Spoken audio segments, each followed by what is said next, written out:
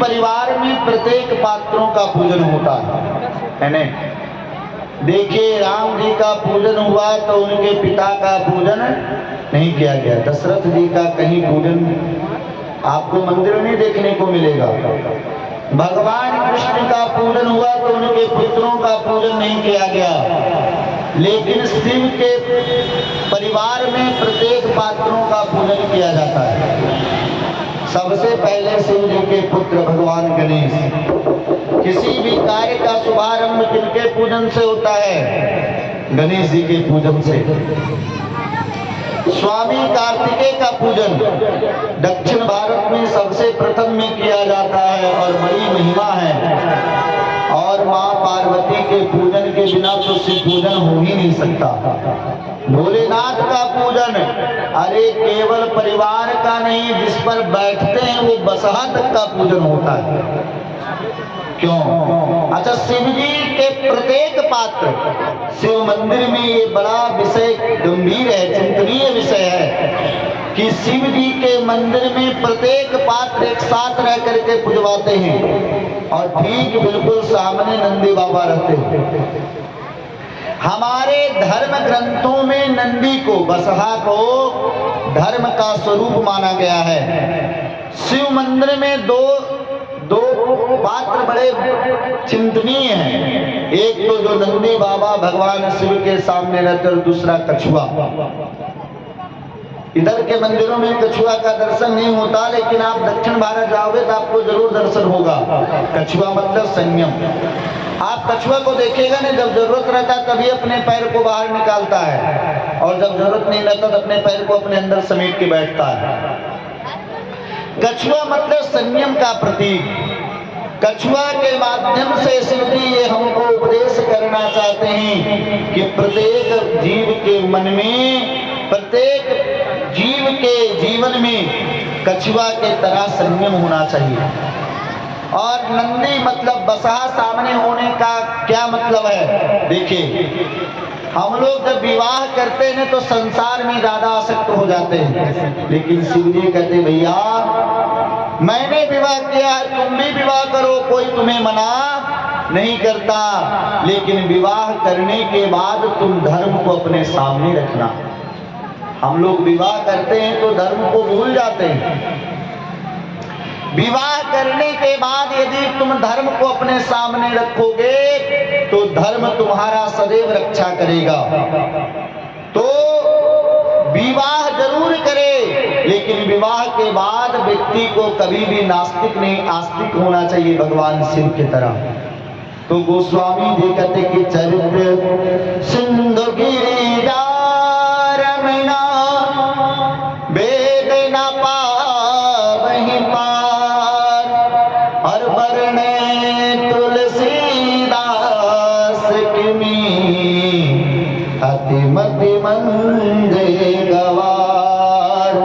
गोस्वामी जी कहते हैं कि चरित्र सिंधु गिरिजा रमणा, ये जो भगवान शिव का चरित्र है ये समुद्र के समान है, इसका वेद भी पार नहीं पा पाते।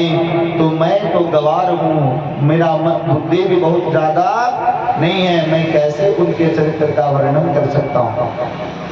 देखिए, महापुरुषों ने कहा कि भैया इस संसार के पृथ्वी को, अगर संपूर्ण पृथ्वी को कागज बना दिया जाए है ना, और समुद्र के जल को ही स्याही बना दिया जाए, तब भी भगवान के चरित्र को कोई लिख नहीं सकता। संपूर्ण पृथ्वी को अगर कोई कागज बनावे और समुद्र के जल को अगर महाराज स्याही बना दे, तब भी भगवान का चरित्र नहीं लिखा जा सकता। लेकिन अगर ऐसी व्यवस्था बन जाए तो भगवान के भी चरित्र लिखी जा सकते। कैसे?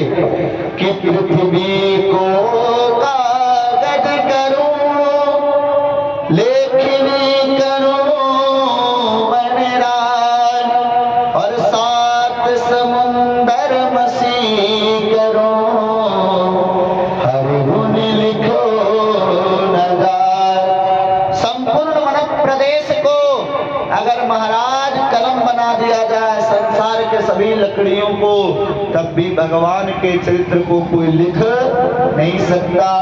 अब शिव जी का विवाह हुआ तो विवाह के बाद एक दिन भगवान शिव ने क्या किया, किमी दे करणास नागरी पुछाला और बैठे ही सहज शंभु कृपाला। अपने हाथों से भगवान शिव ने अपने लिए आसन बिछाया। नाग रिपु, नाग का अर्थ होता मृग चर्म को बिछाया। बाघंबर को बिछा कर भगवान शिव जी बैठ गए। किस लिए? अपने सहज आसन पर कि भैया विवाह में बहुत समय हो गया, अब कुछ भगवत चर्चा होनी चाहिए। देखिए, सदगृहस्थ का घर तभी स्वर्ग है जब उसके घर में भगवान का पूजन हो। हमारे घर में कोई पढ़ी लिखी बहू या बेटी हो तो कम से कम पूरे परिवार वालों को मिल करके रोज एक अध्याय गीता या रामायण का या तो भागवत का कथा श्रवण करनी चाहिए। अगर आपको रोज समय नहीं मिले तो सप्ताह में एक दिन ऐसा नियम आप बनाओ कि हमारे घर में कम से कम एक दिन पूरे परिवार एक साथ बैठ करके, और अगर संस्कृत का हमें बोध नहीं भी हो तो हिंदी अर्थ पढ़ के हम सभी लोग भगवान की कथा को एक दिन सुनेंगे। लाभ क्या होगा? आपके घर में कभी भी किसी प्रकार का बाधा प्रवेश नहीं कर सकता। और महाराज, यदि भगवान के कथा का आश्रय नहीं लोगे तो भूत के चक्कर में, प्रेत के चक्कर में, तांत्रिकों के चक्कर में पड़े रहोगे और ये सब आपको लूट लेंगे डरा डरा करके। इसीलिए अगर आप चाहते हो कि आपके घर में सुख के वातावरण का निर्माण हो तो प्रत्येक भक्तों को कम से कम सप्ताह में एक दिन बैठ कर भगवान की हरि चर्चा जरूर करनी चाहिए। भगवान की भागवत की कथा हो या राम कथा, सभी लोग बैठ करके घर में श्रवण करो। शिव जी बड़ा सुंदर बात कहते हैं कि निज कर डास नाग रिपुछाला। देखिए, पूजन में किस आसन पर बैठना चाहिए इसका बड़ा विधान है। हम लोग जैसे तैसे आसन पर बैठकर उसका फल नहीं मिलता तो बाद में हम भगवान को दोष देते हैं। किस आसन पर बैठ करके पूजन करना चाहिए, बहुत ध्यान से आप लोग सुनिएगा। किस आसन पर बैठने से किस वस्तु की प्राप्ति होती है? भगवान व्यास कहते हैं, कुशासने भवेदायो मोक्षा साव्याग्र चर्मणि अजीने सर्व सिद्धि सार कंबले सिद्धिरोत्तमा वस्त्रासने सुदारिद्रम धरणां शोक संभवा शिलायां च भवेत् व्याधि काष्ठे व्यर्थ परिश्रमः। बहुत ध्यान देकर सुनने योग्य बात।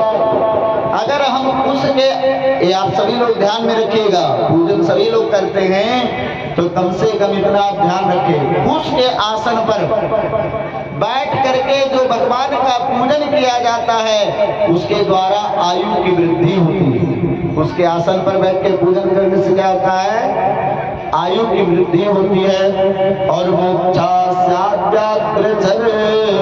मोक्ष का पिपासु, जो जीवन में ऐसा सोचता है कि हमें मोक्ष पद की प्राप्ति हो, उसे बाघंबर पर बैठ करके भगवान का पूजन करना चाहिए।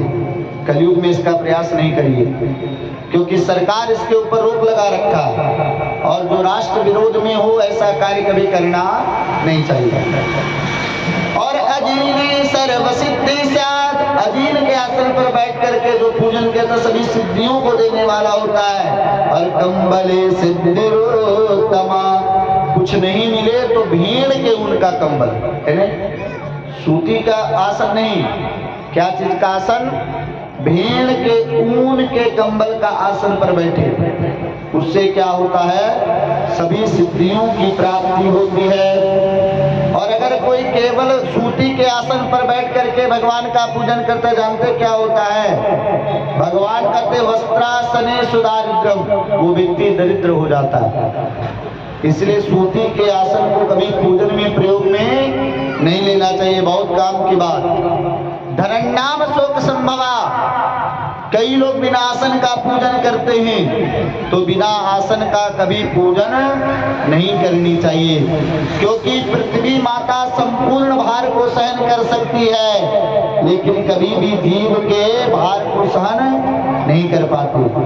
तो बिना आसन के कभी भी पृथ्वी पर बैठ के भगवान का पूजन नहीं करना चाहिए। शिलायांच भवेत् व्याधि, पत्थर पर जैसे लोग घर में मार्बल लगाए, टाइल्स लगाए और बिना आसन के बैठ गए मंदिर में पूजा कर ली, ऐसा भी नहीं करना चाहिए। क्या होगा, अगर आप पत्थर पर बैठ करके भगवान का पूजन करोगे तो आपको रोग हो जाएगा। बिना आसन का केवल पत्थर के ऊपर बैठ करके भगवान का पूजन नहीं करना चाहिए। लकड़ी, मान लीजिए आप किसी चौकी पर बैठे हो या लकड़ी के कुर्सी पर बैठ करके बिना आसन बिछाए आप पूजन किए तो क्या होगा कि हानि तो कुछ नहीं होगा, लेकिन लाभ भी कुछ नहीं मिलेगा।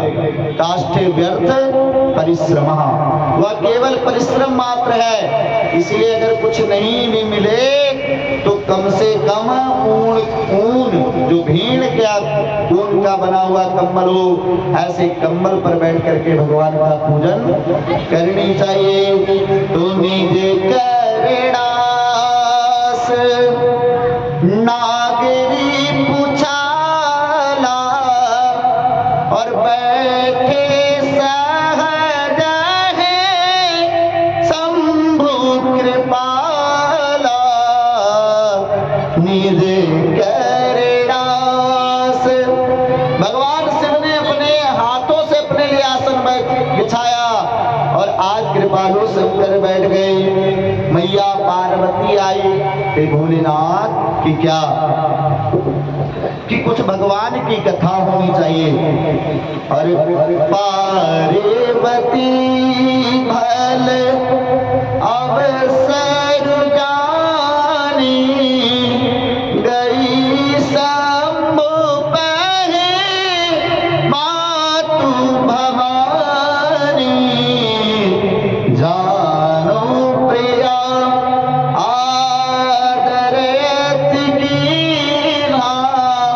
और बाम बाग शिव आसन दीना।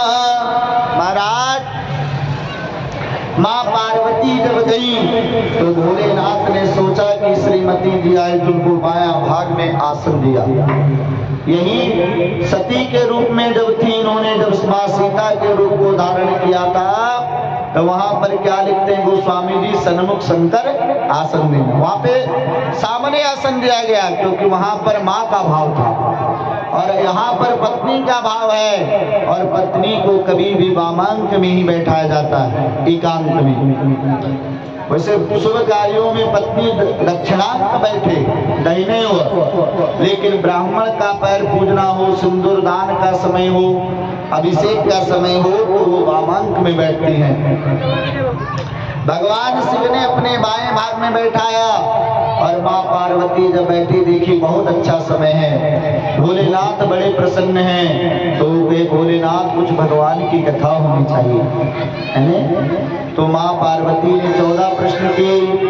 कौन से प्रश्न के पुनि प्रथम सुकारण कहूँ विचारे, निर्गुण ब्रह्म सगुण बतुधारे, पुनि प्रभु कहूँ राम अवतारा, बाल चरित पुनि कहूँ धारा, कहूँ जथा जानकी विवाही, राज तजा सो दूषण गाये, बन बस कीने चरित अपारा, और कहूँ नाथ जिमि रावण मारा, और बहुरी कहूँ करुणायतना कीन गयचर धरा, और प्रजा सहित रघुवंश मणि किमि गवनी निज धाम।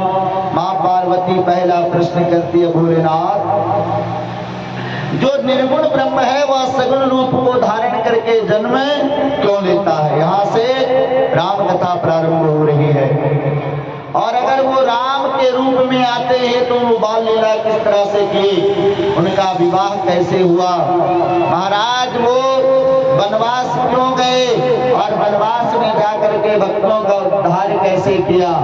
और महाराज जब इस अयोध्या की राजगद्दी पर बैठ करके संपूर्ण अयोध्या की व्यवस्था को कैसे चलाया, और जब वो संपूर्ण लीला को कर लिए तो अंतिम समय में इस धरा धाम को छोड़ करके भगवत धाम कैसे प्रस्थान किए, आप ये बताइए। भगवान शिव ने सभी प्रश्नों का उत्तर दिया, केवल एक प्रश्न का उत्तर नहीं दिए। कौन सा प्रश्न? कि प्रजा सहित रघुवंश मणि किमि गमने निजधाम। अपने प्रजा के सहित राम जी कैसे अपने धाम में गए?